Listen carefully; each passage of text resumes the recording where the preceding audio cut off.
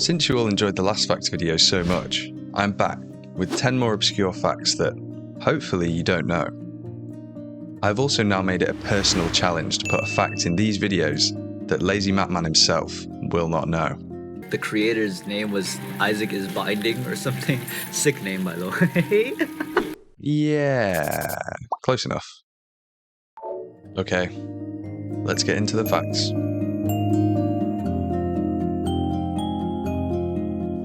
Every book in the game is an active item, apart from the Book of Virtues. Therefore, you would expect every library to be full of active items. However, if you pick up the No trinket, which stops active items from ever spawning, then libraries become insanely valuable. The Book of Virtues is almost guaranteed to spawn as long as there is a pedestal, and any other pedestals will be filled with random items from the item pool.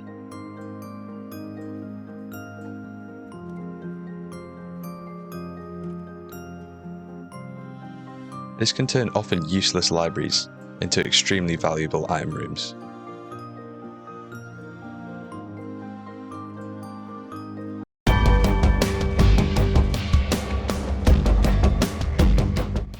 This one is courtesy of SlayXC2, who figured out an exploit with the bloat.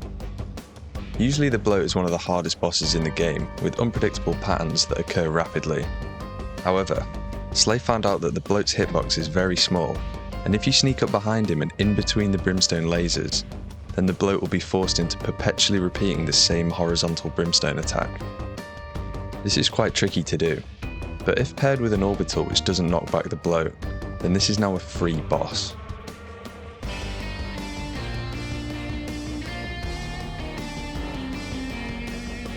However, watch out for the slight movement in between the brimstone attacks, or this can happen.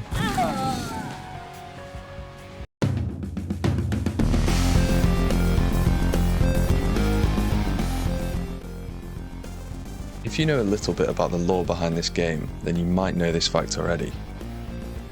Have you ever wondered what Hush's sprite actually is? It's meant to be a representation of Isaac being suffocated by his mother, hence the name Hush. Sinister, I know.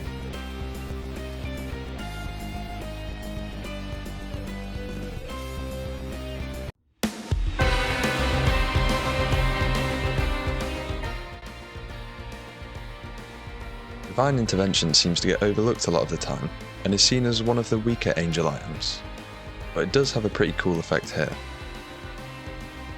You can actually block brimstone lasers with it, potentially making puzzle rooms on the Mausoleum and Shoal a bit easier to navigate.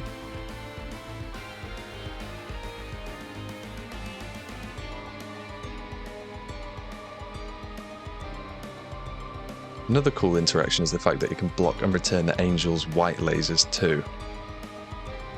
This is kinda hard to pull off, but with enough practice, it could turn a fairly average item into a, well, slightly above average one.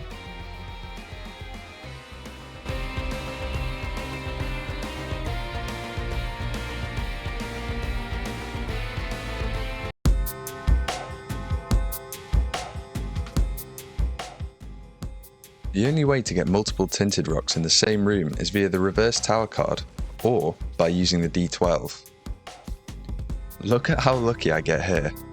2 tinted rocks spawn next to each other. The chance of a tinted rock replacing a normal rock is around 1 out of 156. So this room having 3 in is incredibly lucky.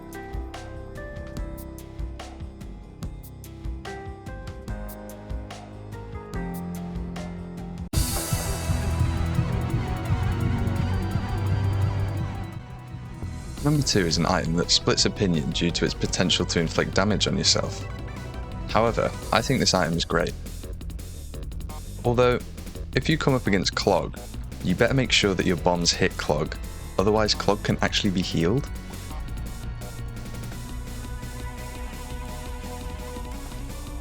Clog can still be hurt with the bomb explosion damage, but will be healed significantly if the explosion is missed.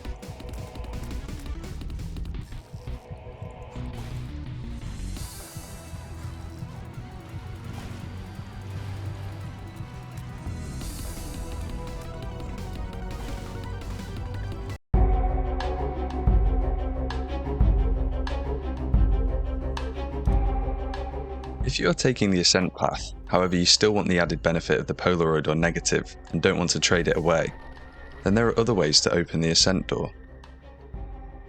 For example, using the faded Polaroid actually works.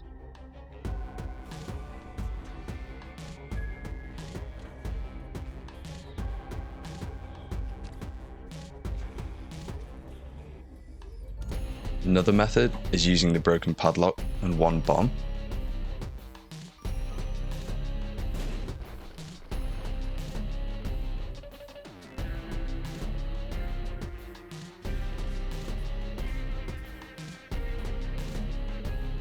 And finally, sharp key can also be used to open this door.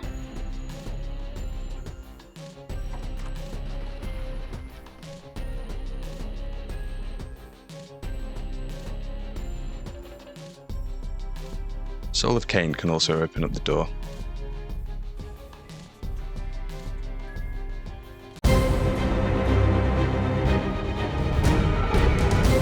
Fact 8 is that only 7% of my viewers are actually subscribed.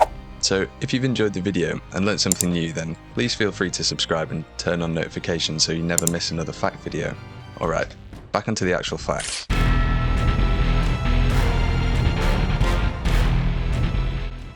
Curse of the Lost floors will actually be bigger than normal floors.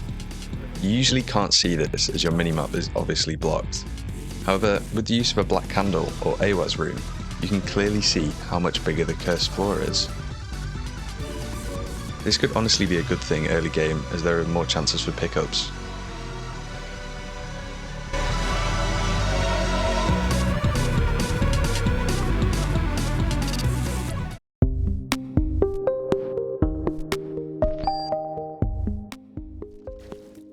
Have you ever wondered what happens to the mausoleum when you kill Mum's heart? Well, it becomes a dead floor. All pickups are deleted, and if anything was not taken from the item room or shop, then it's now gone.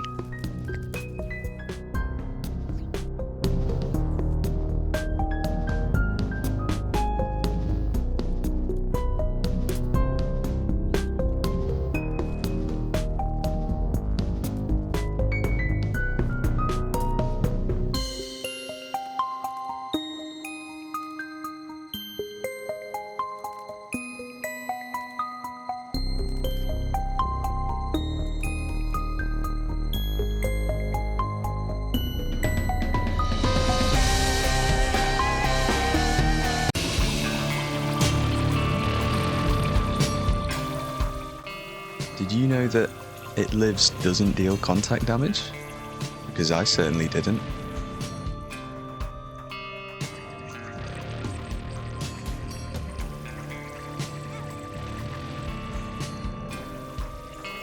Thanks for making it all the way to the end of the video. Let me know which facts you did or did not know. Also, Mapman, if you're here, let me know if you knew all of these facts. See you in the next one.